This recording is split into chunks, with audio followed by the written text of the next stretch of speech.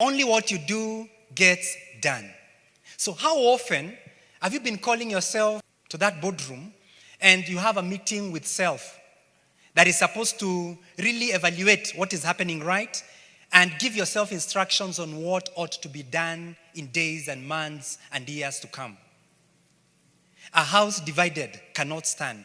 So when the leader in you says, this is the match that I want to harness in the year 2024, what does the follower do?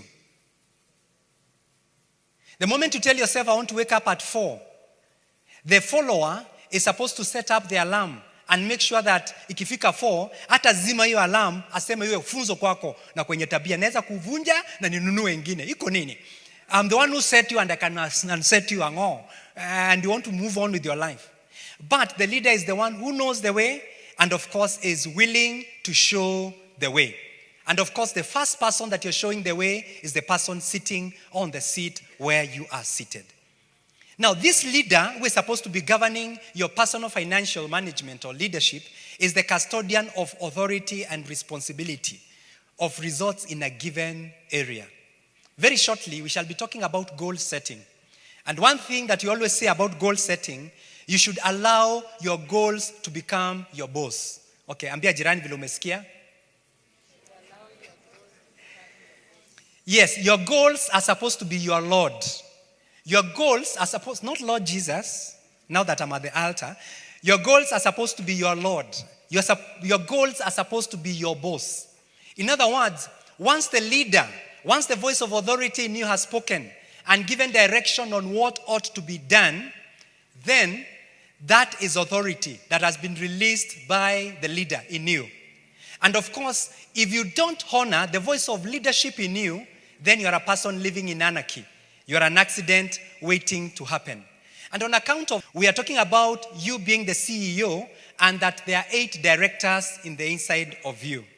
Now, when you talk about personal financial leadership, we don't just look at one of the directors, that is financial director, but we want to look at these 8 directors. Now, the first one is the emotional director. This one has got a very big anchorage on how you're going to spend your life. Emotional director. Nikiwa Mombaopani, they call him the mkurugenzi wa hisia. Yeah? Mkurugenzi wa hisia.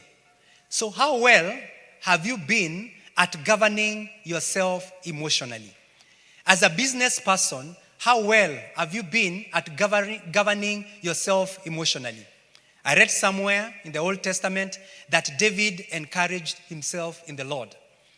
There are going to come times as a business person where things are not going to move the way you want. There are going to become times when you get into a deal thinking that you're going to make a kill or you're going to make $1 million or 5 million, but you end up burning your fingers.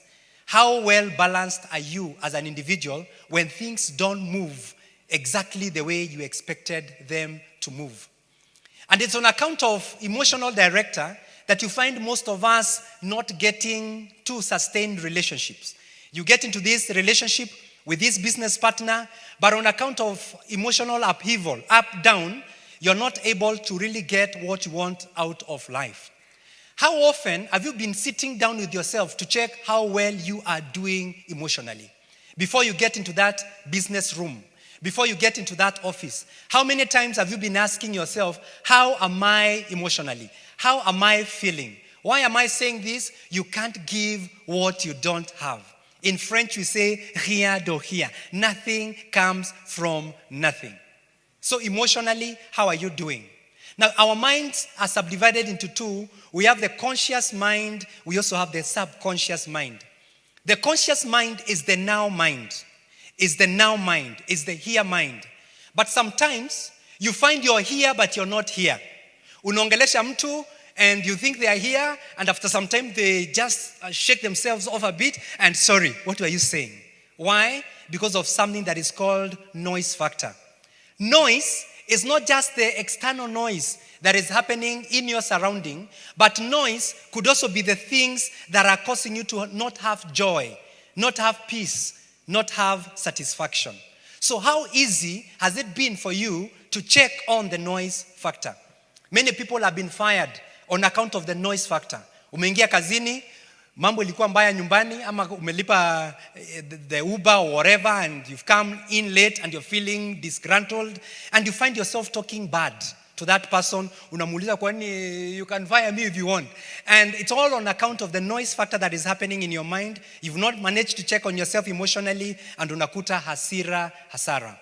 How many businesses have been lost on account of money? You not being well emotionally. You not being able to track yourself well. So every single day, come up with those things that can help you acclimatize, that can help you get connected to reality. And one of the worst things that you can do to a business person is to deal with them from your subconscious mind, whereby you're with them, but you're not with them. Because on most occasions, individuals love and treasure their time. And so the moment I see that you're treating me with your subconscious mind and your conscious mind is not there, then of course, that's a big problem. Again, when it comes to emotional, we also talk about mental wealth, mental health. So how well are you doing when it comes to mental health? How good have you been at interacting with others, at socializing with others? I checked 1 Corinthians chapter 10, verse, is it 13 or 31? That reminds me that all the temptations that I've gone through are common to men. Do you have an individual that you can talk to with regard to what you're going through as a business person, as a person employed in that organization? On most occasions, some of the things that you think are a den of lion or a lot of fire to other individuals, they are things that they've already been able. Now, the next one is health. And they always say that your health is your wealth. Sometimes you are doing so much when it comes to looking for this money at the expense of our health. How many times are you taking a break after staring at that laptop, at that machine for over 2 hours? Some of us, you find you are workaholics. Whatever your hands finds to do, you forget about your lunch and you forget about everything and you put your whole heart there. No wonder some even carry the work back to their homes so that they can continue working. Ukionekana tu unakaa kazi. Look at your neighbor. Do they look as if they are work? They tell us that your health is your wealth. And I came to realize that when someone is about to die, they regret 2 things. Can I tell you? The first thing you regret when you're just about to breathe your last. Naona watu wamefungua macho yao sasa, full light. The first thing that you regret about are the things you'd have said but you didn't say. No wonder unasikia niitie watoto kutoka pande ile, hii shamba karibu na ni yako. Because there are some few things you feel you need to say and you had not said. So you want to say before you breathe your last. No wonder you find some people narusha kiatu huko because they are trying to fight it so that they can say what they wanted to say. But since times and seasons belong to God, why can't you say it now? Kwa harusi wanasema, say it here now or forever hold your peace. So who knows about tomorrow? Are there things that you've been procrastinating saying, I will say? Number 2, when someone is about to kick, I don't know why it's called kicking the bucket, they always regret the things they would have done, but they didn't do. Those are the worst of secrets. So you are condemning yourself for the things you'd have said, but you didn't say. So why not pick a piece of paper and a pen and write them?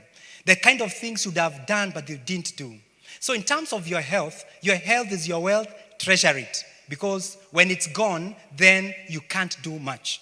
Number 3 is your spirituality, your relationship with God. This is going to guide your finances a lot. If you don't take care of your health, this is also going to affect your finances directly. Not indirectly, it's going to affect your finances directly because your earning capacity is governed by your ability to be in good health. So spirituality, your relationship with your maker, very, very critical. Then the other one is personal development. How much have you been investing in yourself? Then the other one is relationships.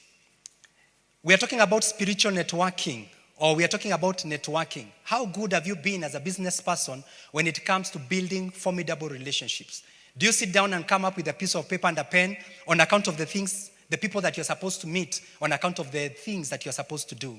Then the other one is inner core. By inner core, we are looking at people closest to you, your spouse, your children, your business partners, your inner core. The people that you can call in the middle of the night and they are going to respond. So very, very critical for you to really check on your relationship with them, because when that is affected, then you find your personal financial leadership is going to be affected.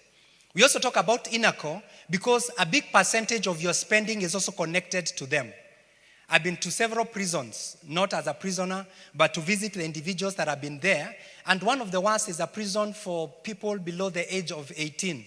And you look at some of those girls and some of those boys and you wonder what happened. So as we look out for our resources and make sure that we are guiding our finances well, there's all need for us to make sure that we've not left our spouses behind. I like the Patel world because you find the young Patel goes with the big Patel to the big Patel's office, and the big Patel is able to tell young Patel exactly how business is done. And so you find when the big Patel is around the age of 80, 70, the young Patel is able to play and continue with this as business as usual. Now look at your friend. Does the young Patel of that person know where they work or even how they generate that income? Is the smaller Patel able to tell where school fee come from? Or you just become like a magician. You just come and buy them things and they don't understand what you do. How about you taking them where you work occasionally? If it's somewhere that children can be taken, and you just allow them to really see and really understand. As a life coach, I've been receiving some both old and young, and there's this parent who brought me a child who was at the age of 26. And the long and short of the story, huyu alikuwa anataka kucommit suicide on that material day. And they had tried so many things, failed. And so they called me, wakaniambia, have a talk with him. He needs life coaching sessions and all that. And we had sessions with this gentleman. I tried to convince him not to commit suicide, and of course, he didn't commit suicide. And we had sessions for almost 2 weeks with him. And I came to the realization that walikosana na baba yake at the age of 10. Alipatikana anafanya kuchora, and the father told him, what are you doing? Akachukua those drawings, teared them and threw them away. And this guy had taken too much time doing some of those drawings, and he had a grudge against the father. So sometimes we want to go look for this money and do everything, but we don't create time for them. They tell us that on everyone's face are the initials, make me feel important.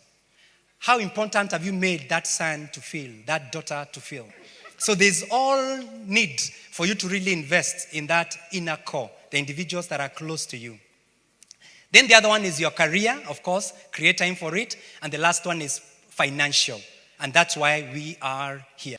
Now, the next slide, we are talking about financial leadership excellence. And excellence is whereby you've embraced something which the Japanese call Kaizen. Kaizen stands for continuous and never-ending improvement.